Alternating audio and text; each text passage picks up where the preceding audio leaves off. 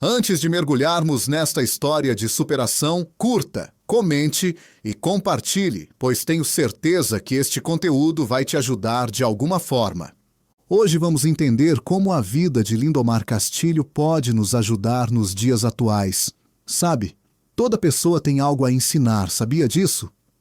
Muitas vezes, nós olhamos para as grandes figuras do passado apenas como nomes em capas de discos ou personagens de notícias antigas. Mas a verdade é que a trajetória de Lindomar é um mapa completo de como lidar com a rejeição, com a fama e principalmente com a nossa própria intensidade. Ele foi muito mais do que o rei do bolero. Ele foi um homem que saiu do interior de Goiás com pouco mais do que um sonho e uma voz potente para desafiar todo o sistema cultural de uma época. Imagine o cenário. O Brasil vivia a era da sofisticação, dos festivais de MPB, de letras complexas e sussurradas.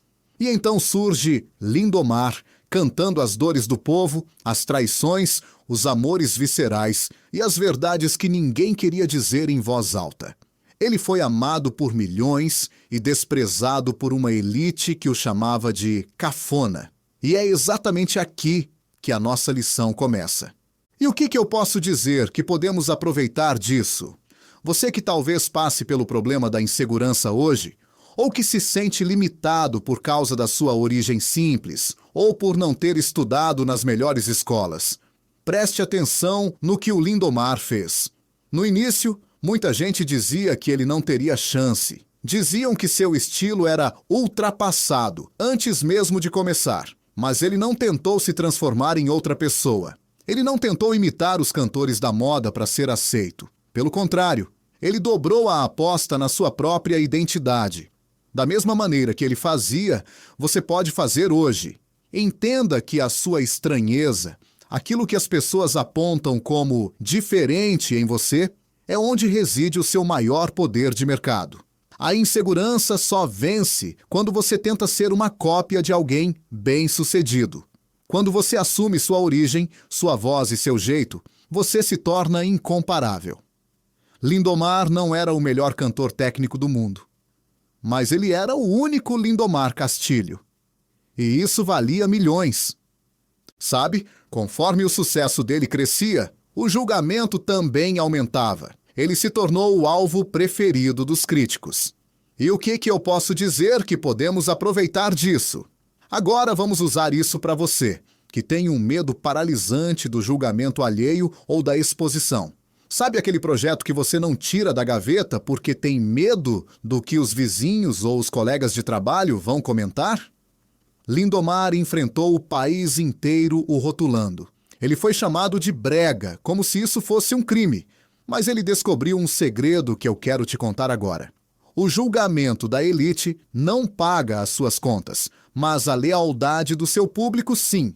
Ele parou de olhar para as colunas de jornais e começou a olhar para as filas imensas de pessoas que compravam seus discos.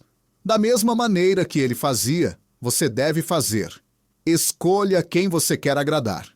Se você tentar ser aceito por quem não gosta do seu estilo, você vai fracassar com todo mundo. Foque em quem precisa da sua mensagem, do seu produto ou do seu talento.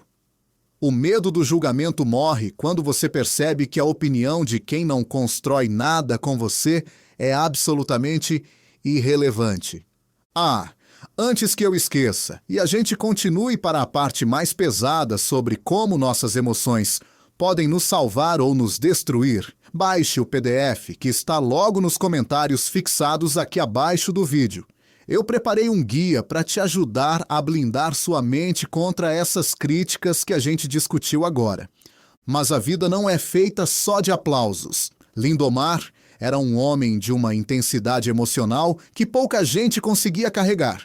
E essa mesma paixão que o fazia vender milhões de discos, na vida pessoal, se transformou em um vulcão descontrolado. Ele amava demais, sofria demais e reagia demais. E o que eu posso dizer que podemos aproveitar disso? Agora vamos usar isso para você, que luta contra a falta de criatividade. Ou pior, contra a inconsistência e a impulsividade. Muitas vezes você começa um projeto com todo o fogo do mundo, mas na primeira decepção emocional você larga tudo. Ou então, você deixa que uma briga em casa destrua sua semana de trabalho. Lindomar nos ensina, pela dor, que a criatividade precisa de um canal, mas a vida precisa de um freio. Da mesma maneira que ele usava a dor para compor sucessos como "Você é doida demais", você deve aprender a sublimar suas emoções. Não deixe sua raiva ou sua tristeza virar em autossabotagem. Transforme seu caos interno em trabalho, em arte, em solução. Se você está triste, produza. Se está com raiva, treine. Mas nunca, jamais, deixe que a sua emoção tome as rédeas das suas decisões vitais. Ser consistente é fazer o que deve ser feito mesmo quando o seu coração está em pedaços. E falando em fazer o que deve ser feito, chegamos na questão do propósito.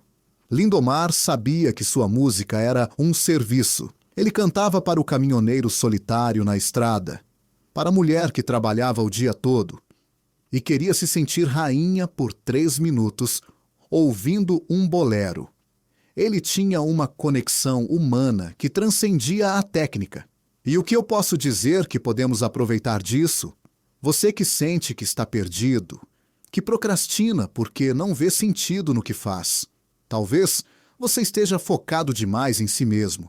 O propósito de Lindomar era servir a emoção do povo. Quando você descobre que o seu trabalho, por mais simples que seja, ajuda alguém a suportar o dia, a procrastinação perde a força. Você não trabalha mais por um salário, você trabalha por uma missão. Da mesma maneira que ele se entregava nos palcos para curar a solidão alheia, encontre quem o seu talento cura.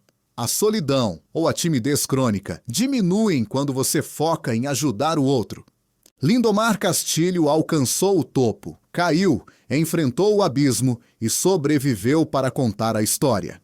Ele nos ensina que o sucesso é um terreno perigoso para quem não tem autoconhecimento, mas que a autenticidade é o único caminho que deixa um legado real. Não tenha medo de ser demais para algumas pessoas. O mundo está cheio de gente morna, de gente igual, de gente que tem medo de sentir. Seja intenso, seja verdadeiro, mas seja o mestre das suas próprias vontades. Para ajudar mais pessoas com este conteúdo, não se esqueça de curtir, comentar e compartilhar este material com alguém que você acredita que precisa destas lições. E não se esqueça, baixe o e-book completo que está logo nos comentários fixados aqui abaixo do vídeo. Gostou da minha voz? Se você quer usar essa voz nos seus vídeos, ela está disponível na Eleven Labs. É só procurar por Adam Borges. E se quiser conhecer mais sobre mim, é só acessar fernandoborges.org. Até amanhã em mais um vídeo. Para não perder, não esquece de se inscrever.